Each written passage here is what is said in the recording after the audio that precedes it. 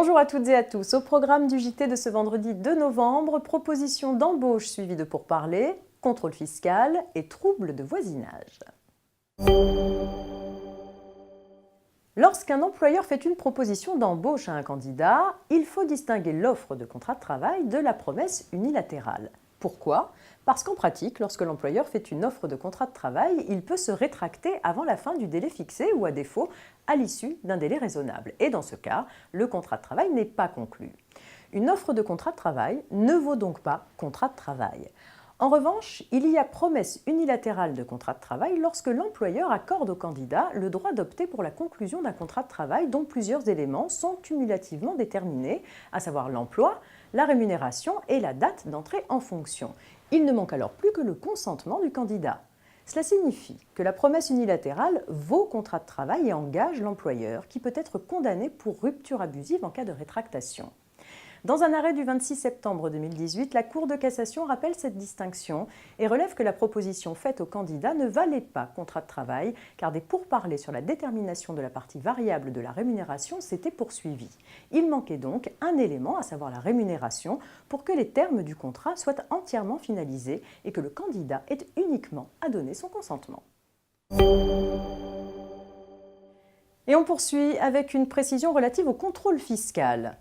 Les travailleurs indépendants non adhérents d'un centre de gestion ou d'une association agréée sont passibles d'une majoration de 25% de leur base d'imposition. Il en est de même des personnes qui ne font pas appel au service d'un professionnel de l'expertise comptable conventionné.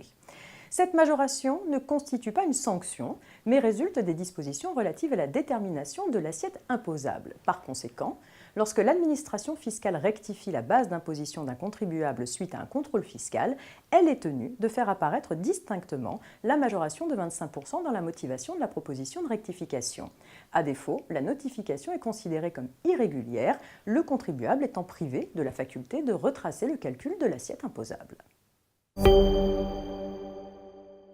On termine avec cette affaire de troubles de voisinage. Une entreprise de transport est assignée par le propriétaire du terrain voisin. Se plaignant de nuisances sonores créées par l'activité, il demande réparation de la perte de valeur de sa propriété. La Cour d'appel rejette cette action.